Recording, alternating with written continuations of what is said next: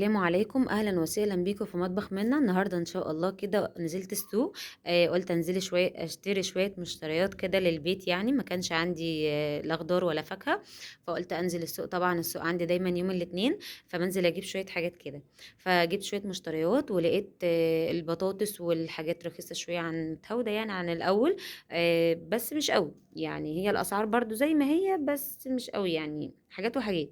فلقيت الطماطم، جبت طماطم 3 ب10، جبت بطاطس ب10.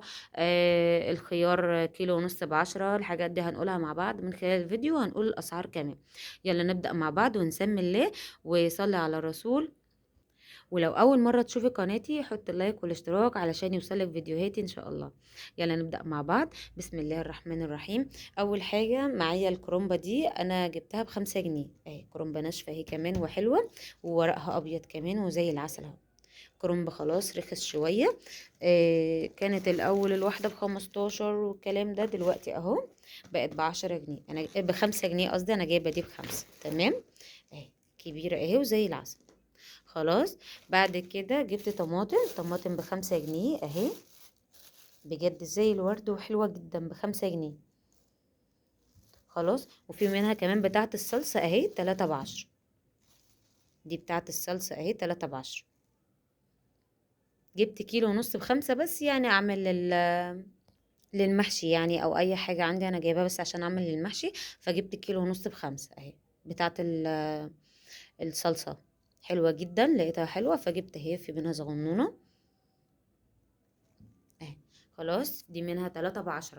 الطماطم في منها 3 ب10، وجديد 5 جنيه للسلطة اهي، زي ما انتم شايفين اهي.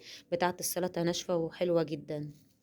بعد كده جبت الاستفندي اللي هو السربنتينا ده، اللي هو اللون البرتقاني ده، حلو جدا. الكيلو منه ب5 اهو،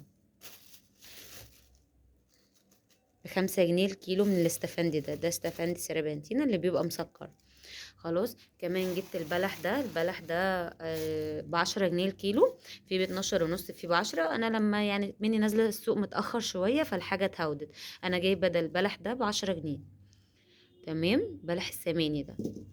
وبعد كمان جبت جبنه. الجبنه دي حلوه، انا بحبها برضو، طعمها حلو مش وحش جدا. جبت 3 علب اهو. 3 علب، الواحدة ب8 جنيه.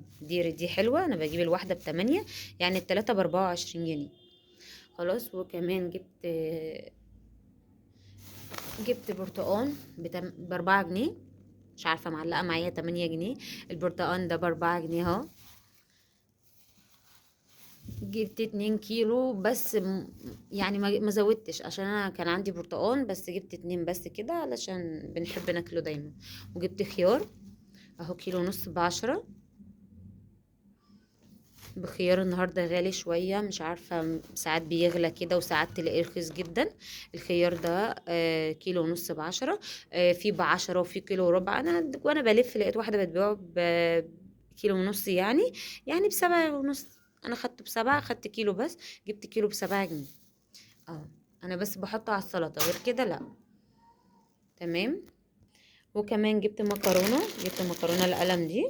الكيس ده ب6 جنيه. خلاص. جبت كمان شعرية. كيس الشعرية ده ب6 برضو. وكيس المكرونة ب6. الكيس ده 350.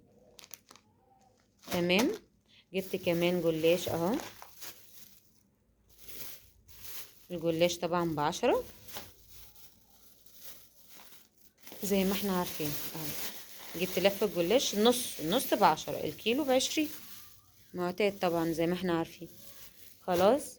جبت كمان بطاطس. البطاطس ب10 جنيه النهاردة اهي. جبت 3 كيلو ب30 جنيه. ب10. خلاص. جبت موز. الموز اهو جميل وزي العسل النهاردة. الموز ده 2 ب25. بس يعني 2 ب25 في السوق. خلاص. في ناس طبعا بيبيعوا ب15 و2 ب25 اهو. ده 2 ب25 زي العسل زي ما انتم شايفين. وجبت بطاطا اهي. جبت البطاطا كمان، بطاطا كيلو ونص ب5. تمام. بجد البطاطا دي مسكرة جدا، بجيبها كده من عند واحد يعني انا عارفاه. بتبقى البطاطا بتاعته مسكرة. فبجيب منه بس كل اتنين يعني. ده انا عندي الاتنين اللي بعده انا عندي وجبت تاني، فدي كيلو ونص ب5. وقلنا البطاطس، وجبت كمان رز اهو هوريه لكم. اهو فتحت الكيس.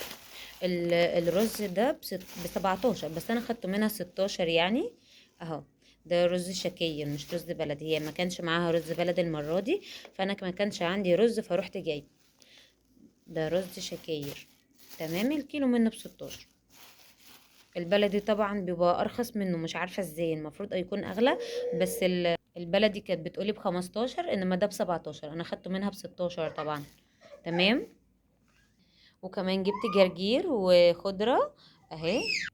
ده جرجير اهو، خضرة اهي تحت. وكمان جبت بسلة. جبت جرجير ربطتين بجنيه. والخضرة منها الاربع ربط ب2 جنيه. والبسلة زي ما انتم شايفين جميلة جدا، انا بحب اجيب من واحدة يعني في السوق عارفاها ب15. تمام. البسلة النهاردة ب15 جنيه، لسه برضو مش رخصت شوية. وهي بس كده الحاجة اللي انا جبتها، ودي شوية حلويات لابني كده بجيبهم من المحل. بجيب له شوية حلويات كده وكراميلا.